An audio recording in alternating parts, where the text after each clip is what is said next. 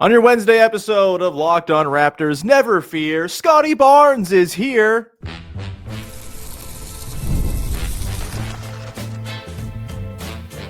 You are Locked On Raptors, your daily Toronto Raptors podcast, part of the Locked On Podcast Network.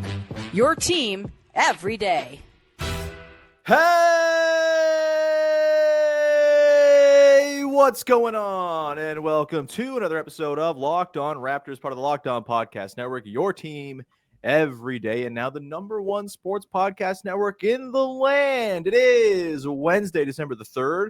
And I am your host, Sean Woodley. I've been covering the Toronto Raptors now for 12 seasons on various platforms. You can find all my work over on Blue Sky. You can find the show on Instagram. You can join us in the Locked On Raptors Discord server. Link in the description of the podcast. 100% free to join. As always, we'd love to see you become part of our listener community. Today's show is brought to you by Game Time. Download the Game Time app, create an account, use the code LOCKEDONNBA for $20 off your first purchase. And we're off and running here, talking about a Toronto Raptors very narrow win over the Portland Trail Blazers that should not have been so narrow. 121-118.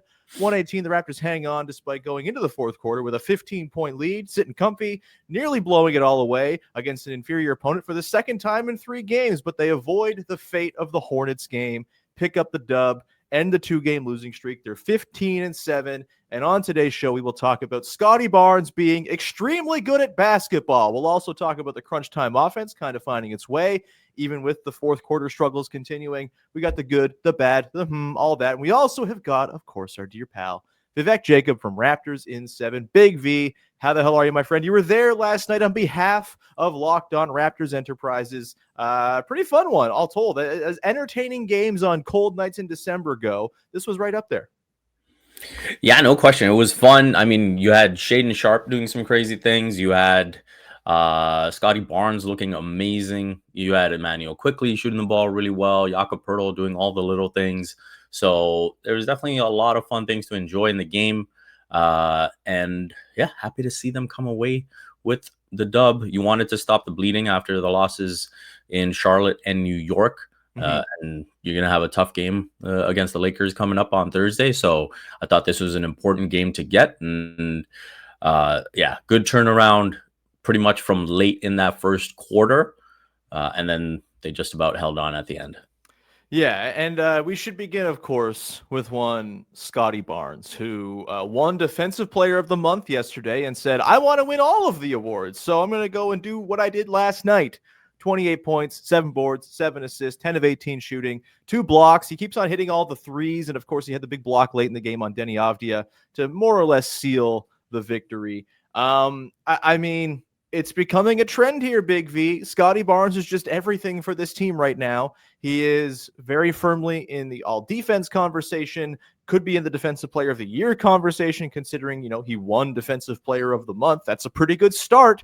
And I think, you know, just the overall impact he's bringing to the table, playing with the starters, playing with the bench, all of it. He's just been an absolute two-way monster for this team. And I think all NBA, can you hear the campaign starting up, revving up, vroom, vroom, vroom? It's the all NBA train getting going out at the station.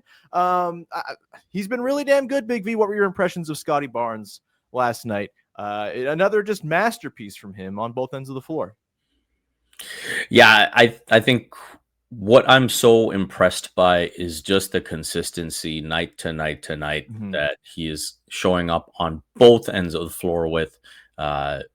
Defensively, I think we've normalized this a little bit. We've come to expect it because of what we saw last season. And it's great to see that he's getting the recognition for it. And obviously, he said after the game that, you know, this is what comes with team success. And so it's good to see him get that recognition. But this was a game, as much as we want to make it about the defense and, you know, him winning Defensive Player of the Month and whatnot, his offensive process, I thought, was pretty much perfect. Like, we saw him play a little bit of bully ball when he needed to. We saw him get out in transition, make some great passes. We saw him knock down the 3 ball. You know, I joked that, you know, I did not having more confidence in Scottie Barnes' 3-point shot than Grady Dick's before the season started. But yeah, here we are. And yeah, I think everything is just in such a good flow for Scottie right now. Even that mid-range shot just looks so comfortable. And when you're knocking that down, it kind of takes away a bit of that seasickness when, things are getting a little muddled up offensively. So it's really all clicking for him. I think last season, if you were to ask me the biggest positives, it would have been the defense and the maturity that he showed, the leadership that he was starting to show. And now, even when he comes post game to speak, like every time he speaks, I just feel like there is this constant focus and the leadership attributes really, really stick out this season. And yeah, it's amazing to see it all come together for a player of his caliber, especially. Yeah, he's a man of gravitas now, which I don't think you would have said about Scottie Barnes in the first couple seasons of his career. And yeah, to that point you made on the offensive end, yeah, like he is just kind of driving everything for them on the end of the floor right now. Right now, the Raptors are 6.1 points per 100 better when he's on the floor offensively than when he's off. The offense craters when he sits, which is, again, not a thing we've seen with him throughout his career. He's doing it again with the starters. The starters have been just like an absolute buzzsaw offensively all season long, even with Jacoby Walter in RJ Barrett's place. I think last night they kind of found their way a little bit, and then playing with the bench, he's been just killing it in those bench units. There's been so much made of the Ingram +4 bench guys lineups this year, but Scottie +4 bench guys have been absolutely nails. 98 possessions, so not a ton, but 98 possessions of Scottie without any of Ingram, Pirtle, Barrett, or Quickly on the floor. Raptors have 118.4 offensive rating, 94.9 defensive rating, and a +23.5 net rating overall per clean the glass. And I think last night, to kind of boil it down to a few instances of just kind of his impact being on full display, he just kind of got them out of every single jam they were in. They're getting zoned up. They have just like a ton of trouble with the zone against the Blazers in the second quarter in particular, which I'll talk about later on in the show. But they're just getting zoned to death. And what does he do? He comes in. He's like, okay, I'll score 5 straight points, hit a 3, plunge into the defense and score. And all of a sudden, the zone basically goes away for the rest of the night. Offense is lagging in the fourth quarter. They go from being up 104-90, I believe, to 104-100. And he just says, okay, screw this. Gets the ball, goes coast to coast, gets fouled, hits 2 free throws, kind of steadies the ship. And then again, on the defensive end, you give up a Denny Avdia straight line drive on one of the final possessions of the game. And there he is. Hello, I'm going to block it. And you're out of the jam once again. Just a really damn good basketball player. And yeah, like it's early to start talking about end of season awards for sure. But at the quarter poll, you get the defensive player of the month thing. It's maybe timely to dig into it a little bit. I think he's playing all NBA level basketball right now. Will he get there? I don't know. Typically you want to have like bigger counting stats than he maybe has, but if you just gauge the on-court impact, the two-way play, I think he's been one of the 15 best players in the NBA. And I think the Raptors being 15-7 is kind of proof of that. He's just been awesome. Yeah, man. I think what encouraged me, I think on the defensive side, the stocks come off as sexy, but I feel like the fact that even in the player of the month voting, the fact that he was nominated and Brandon Ingram wasn't was a positive in the sense that maybe, the voting is recognizing just the level of impact he's having on the Raptors winning. And so I think even though maybe the raw numbers aren't quite there, I think it is very encouraging that, he picks up this East Defensive Player of the Month, that he is nominated for Player of the Month, and maybe that recognition that what he's doing far outweighs what the numbers are showing. So from that standpoint, I do think, the way things are trending right now, he will be in with a shout for all NBA. And again, as he said post-game, if the Raptors are a top 4 seed and they're winning games, it is going to be tough to ignore him and this team. Totally. And the thing is, on offense in particular, obviously the threes have been crazy hot, and that is, sort of boosting his stats up a little bit. But I think he honestly has a little bit more to give on the offensive end that he hasn't quite tapped into, in particular, the short mid-range stuff. I mean, he's getting to those shots basically whenever he wants. He still hasn't quite found the touch on them. He's only 40% from short mid-range per clean the glass so far this year. But I mean, I think when you couple that with, he's back to finishing 68% at the rim, I think there's even more for him to tap into there. He's had higher watermarks from both short mid-range and the rim than he's had so far this season. I think the process that's getting him there this year is better than it's ever been. I think those are going to start to fall. I think there's going to be some stabilization of those mid-range push shots that he's generally quite good at. And I think that, is going to sort of balance it any maybe sort of regression that comes with his three-point shot. But maybe this is just his three-point shot. I don't know. I feel so confident every time he's putting it up at this point. He's an absolute zone buster. Not a thing I thought we'd be saying about Scottie Barnes at the start of the season. But man, it's been fun to watch him do his thing. One of his best games of the season last night. We're going to come back into the side here, Big V, and get into the fourth quarter, the highs and the lows, where seemed like they were coasting up 15. All of a sudden, whoa, it's a 4-point game. It's a 2-point game. What's happening? The Raptors, they've had some fourth quarter troubles. I also thought they really kind of bucked the trend of nasty, ugly, no good crunch time offense in this game. We'll get into that as well as the high of the fourth quarter coming up in just 1 second.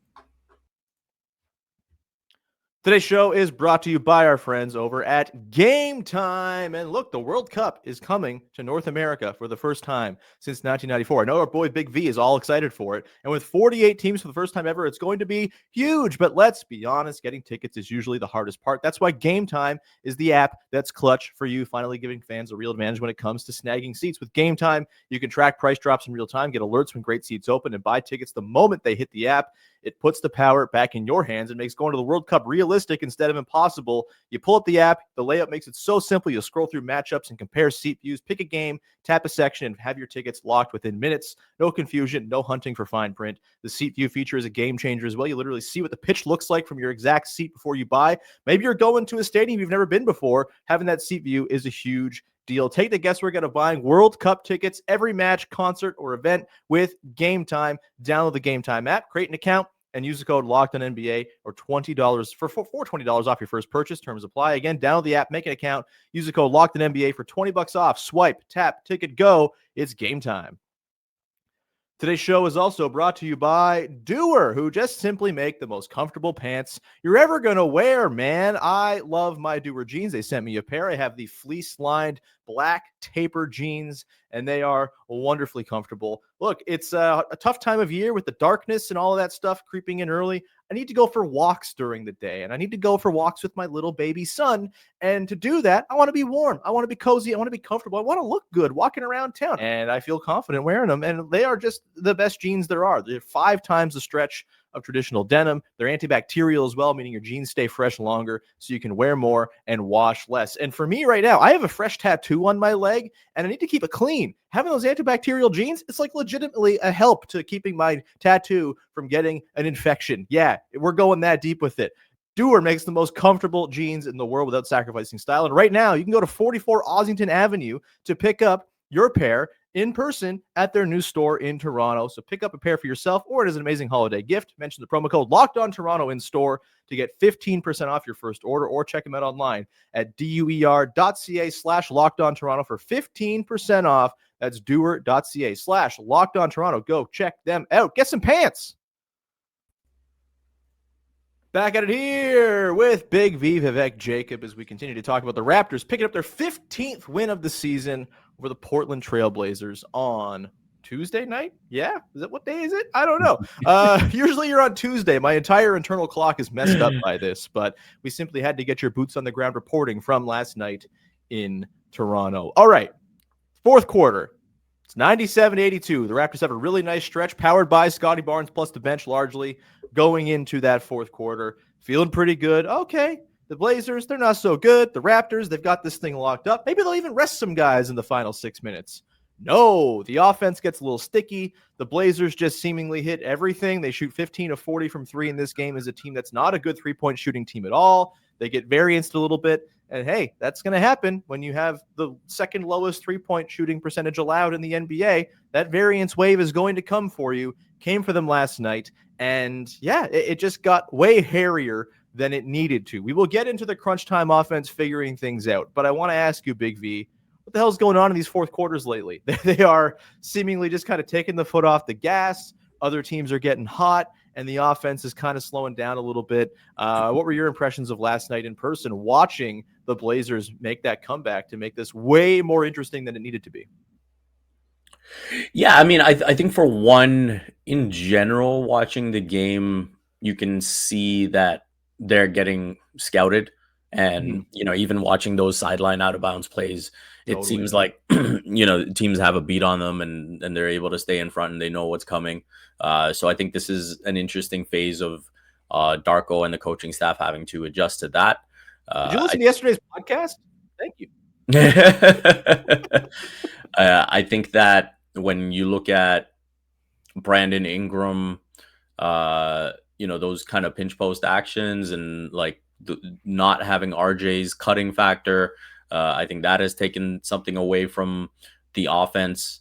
I think there has been this over dependency on, hey, Brandon Ingram, do something, which they seem to be working their way out of in this game against Portland. And so that's encouraging. And so, Rome wasn't built in a day. So they're having to figure it out on the fly. And I think it's nice to see them start to make that transition to make better decisions. I thought there were a couple of plays that Brandon Ingram operated well as the cutter himself.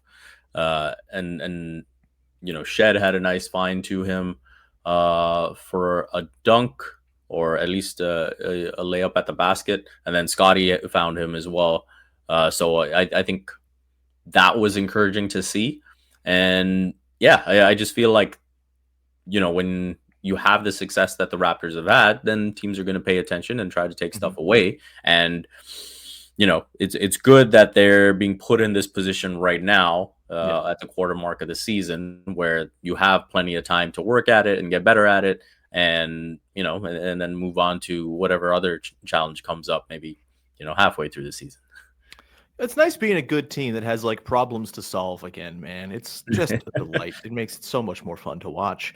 And yeah, last night I think it was like 7:40 left in the fourth quarter. There was a possession where Quickly had it at the top of the arc, and they were just trying to run all the off-ball stuff they like to run to get Ingram into a situation where they could get him a mismatch. And the Blazers just snuffed everything out. And all of a sudden you look at the clock and it's like, oh God, there's 3 seconds on the clock right now. Yeah. And Quickly's just like, well, I guess I'll hoist this.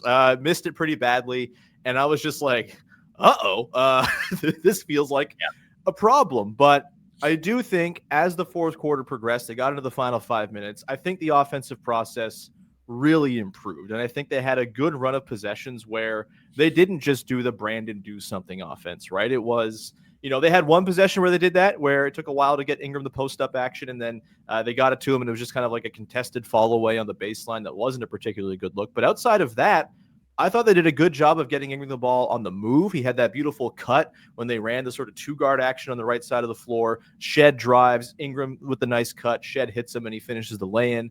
That was great. A little bit later on, they started running this pitch play with Ingram coming out of the backcourt, coming off of Quickly. He turned that into a drive and an advantage that turned into a kick to the corner. And then Jakob Poeltl underneath got a bucket from Scottie on the assist. And then the next time they ran that pitch play, they kind of reversed the play and just ran a straight Quickly Poeltl pick and roll. Quickly gets the and one out of it.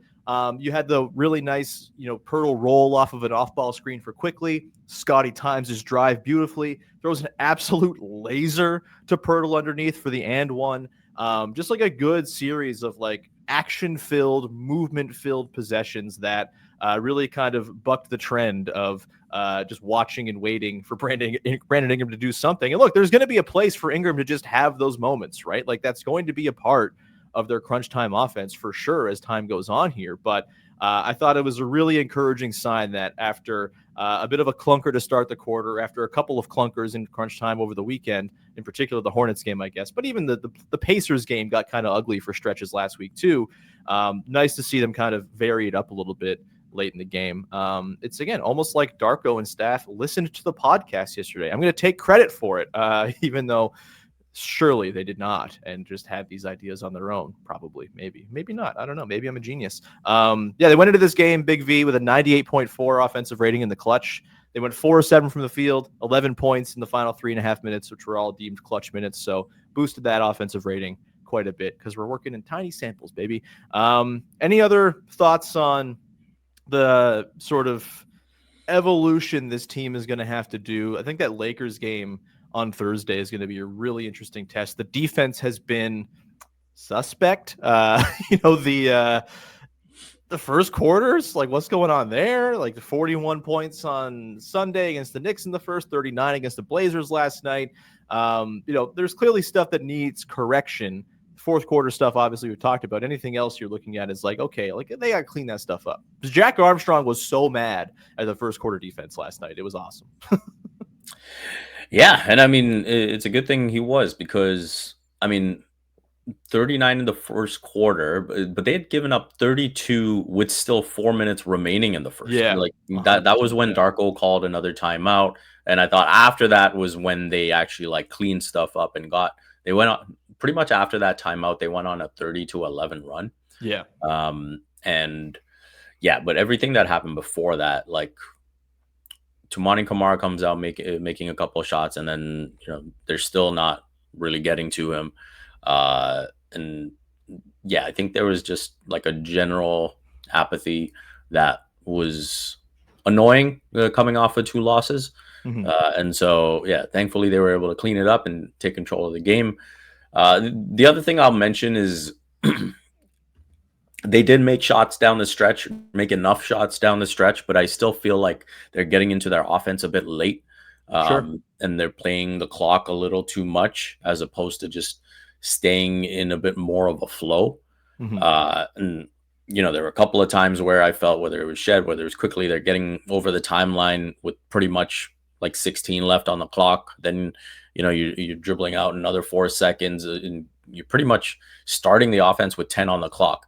And I don't think that's a good place to be. So I think that's another thing that they'll have to look at, just to stay in more of a flow. And maybe when Ingram's hot again, you can get away with that stuff because he'll just make stuff happen. But right now, in trying to figure out this stretch without RJ, at least, I do think they need to get into their offense quicker. Yeah, totally makes sense. And yeah, just like you don't need to stand around waiting for off-ball stuff to happen all the time, please. We'll come back on the other side, get into the good, the bad, and the as we round things out. Lots of good, lots of bad, lots of and a few. Yeah, there we go. We'll get to that coming up in just one sec. Today's show is brought to you by Robinhood. What if sports were traded like markets? Now you can put your sports IQ to work in real time with Robinhood prediction markets. It's not you against the house. It's you participating in a live market. You can buy or sell positions live all game long. Use your sports knowledge in moments that matter. Robinhood prediction markets changes the game. It's people moving the action, so when momentum shifts, you can move with it. I always knew the game, but never had a dynamic way to apply that knowledge. Now I can take part live in a market powered by people. You're no longer just a spectator, play-by-play. You decide. Trade every play with Robinhood. Now available across the U.S. Download the Robinhood app now to begin. Back at it here with Big V, wrapping things up as we go through the good, the bad, and the That's how we wrap up every single episode of this year podcast on the heels of a Toronto Raptors basketball game, a thing we liked, a thing we didn't like, and this got us a little bit intrigued from the latest in Raptors hoops. Let's go with the good. I will start, and I will say, I want to give some love to Emmanuel Quickly for his game last night. 9 of 11 from the field, red hot to start the game, 23 points, 5 boards, 8 assists, just 2 turnovers. And I just think when you factor in the sort of role he's playing as a lead guard ostensibly on this team, it's a bigger burden than he's ever carried in the pros, considering, they played fake basketball for the last year and a half he was with the team. He was barely around for it last season. He was a 6-man and sort of a microwave scorer guy for the Knicks. I think you also just factor in, the usage being down, but everything else ticking up, the efficiency ticking up. Like he's putting together a career season. It's the best Emmanuel Quickly has ever looked as like a winning, driving basketball player. And I thought last night was just like a really good example of it. Yeah, he's not a perfect passer. He's prone to missing guys high or low sometimes, or hitting them a beat too early or a bit too late. But I think he makes up for that by, sort of just keeping this sort of freneticism to the offense. I think his drive and kick stuff has been really good. He's improving with the live dribble passing. I think last night he had like 4 or 5 really nice assists, passing guys into looks at the rim in a way he hasn't in the past, where he's been mostly sort of drive and kick dependent for his assists. I just think, IQ often gets trashed for what he's not, but in that process, you sort of forget and miss what he is, and which is just like a good, helpful basketball player who does a lot to help you win. And right now, he is the best on-off differential of anyone on the team not named Grady Dick or Mamu. Even better than Scottie Barnes. I think he's been really effective. He's really found himself, his role, And by the way, the floater is going at better than 50% now. That's a huge deal. And I think it directly led to maybe his nicest assist last night, where he draws the help because they're terrified of him hitting the floater in the fourth quarter, and he lobs it up to Colin Murray-Boyles for the finish at the rim. Thought it was a really tidy game from Emmanuel Quickley, who, again, he's not your classic traditional point guard that everyone wants him to be, but maybe he doesn't have to be that for this team to be really effective. And maybe we need to stop pretending like traditional point guards are still a thing. The traditional point guards we do have are getting sent home by the Los Angeles Clippers right now. Big V, I'll send it over to you. What was your good? Way to kick a man while he's down. It's more kicking a franchise while he's down. While it's down. Yeah. Chris Paul, someone sign him. Maybe the Raptors should sign him. Wouldn't that be fun? You can get your traditional point guard and everyone can stop complaining. Yeah, man. I think you're spot on with Quickley. Like, he brings exactly the skill set that's needed, I feel, around Ingram and Scottie and RJ when he's healthy and Yak. But yeah, my good for this game is Grady Dick. I think that he has redeemed himself. He is no longer Grady Dink. He is now Grady Dick. Did he reach the levels of big swinging last night? These are the three, he's gonna need a few more threes for that. Okay, cool, gotcha, fair enough. But no, I just thought that he was really impactful, and he was making the right decisions. I thought he was making the right plays defensively. He had this crazy save on the baseline to keep the ball in play, and the Raptors were able to get out. And then thankfully he was able to knock down 1-3. I was happy for him to see that go down. But yeah, I think as an overall game, this was just an excellent game from him. I think that it's good to see that his confidence is there, and he's showing that, hey, like, even if the shot's not following, I can try to find a way to impact the game in other ways. Darko was speaking after the game and saying that, hey, like, Grady is a scorer. He is a very good scorer. We need him to score. But the things he is doing to become a two-way player are very encouraging. And so if the scoring can come around, if the three-point shot can come around, and it needs to come around, then you're going to have a quality rotation player. Dare I say he kind of looked like Gary Trent Jr. last night, with the mix of like stepping in for the mid-range that looks just like butter and hot passing lanes and stuff like that. He's been it was a really, really nice, encouraging game from him last night for sure. And by the way, shout out to listener Jeff in the Discord for I think putting the Grady Dick scale of goodness into stone. Again, we've got big swinging when he's awesome, Grady Dick when he's great, Grady Dink, as you accidentally said last week, when he's not so good. Grady Dick last night, he's right in the middle on the Grady Dick scale. We love it. The bad, I'm going to go offense against zone defense.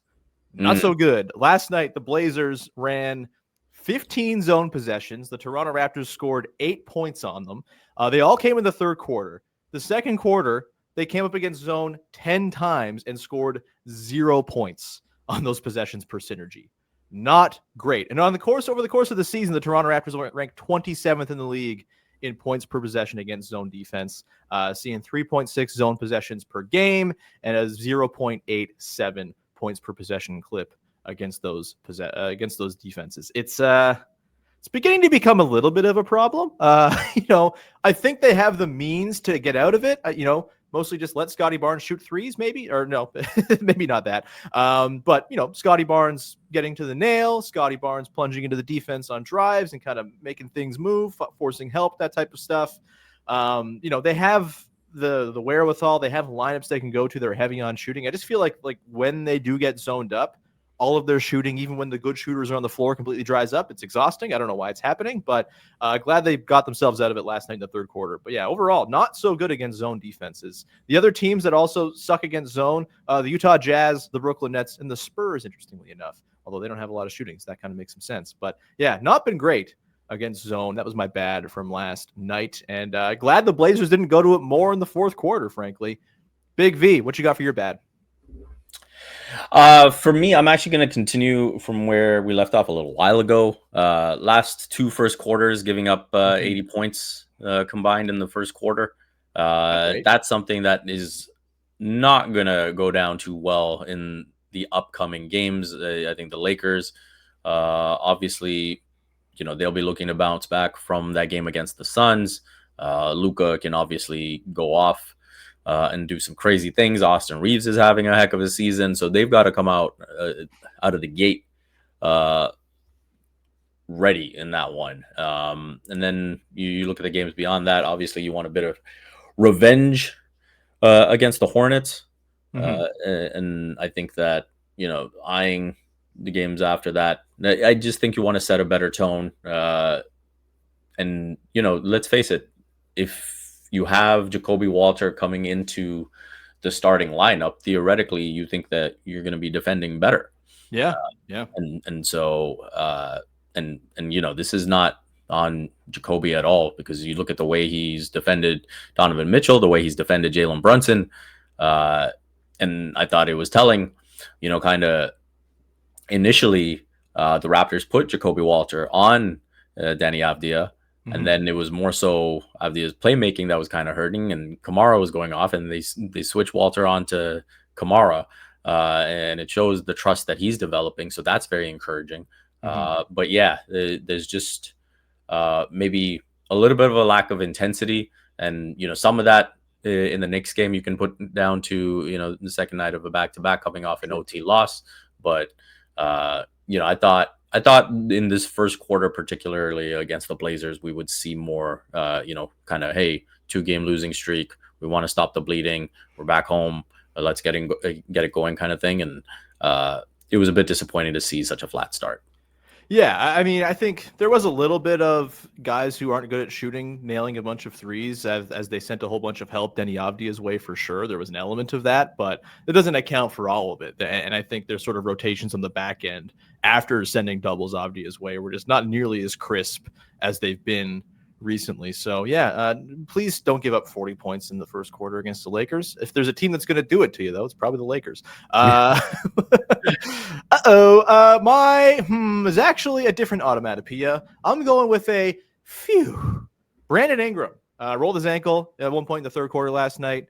And, there's always going to be, I think, that fear with Brandon Ingram, considering his history of, is this something? Obviously, the injury to his other ankle, his left ankle last season, cost him all but 18 games last year. It was a little hairy there for a second as he walks back, but it's lovely to see him come back in right away, get back in, score a couple buckets late, and, be Brandon Ingram down the stretch. That was awesome to see. And, yeah, just very happy that Brandon Ingram seems to have dodged the worst case scenario after rolling his ankle. And that looked unpleasant. Let me tell you, not a good looking ankle roll, but he gets through it. We love to see it. Big V, what was your My you mentioned watching the Raptors operate against the zone unsuccessfully and have their struggles there. You look at, the way Scottie Barnes' offensive game has come together this season. And I was watching and I was like, man, if CMB can develop that mid-range jumper, become a guy at the nail, and have that comfort there, it could change so much. Totally. Because we know he has like really good passing instincts. We know he can go get it off the glass. And if he can just add that mid-range element and potentially be a guy at the nail. We've seen Darko comment about how like CMB can kind of be a mini Scottie. That I think is an avenue for the Raptors. And, who knows when that development will come along in his game. But watching, how much Portland went into the zone, the minutes, CMB was impactful. But I think that's an avenue for success that could really unlock a lot of things for the Raptors.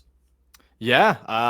Look, there's a few things I love more than a dude who can bust a zone from the nail. And it'd be pretty cool if he becomes one of those guys. That's a great shout. This was a great chat, Big V. Thanks so much for being here. As always, thanks for, bringing the sweet, sweet opinions and that handsome face to the show. Do you have anything you want to promote for the good people out there before we wrap up?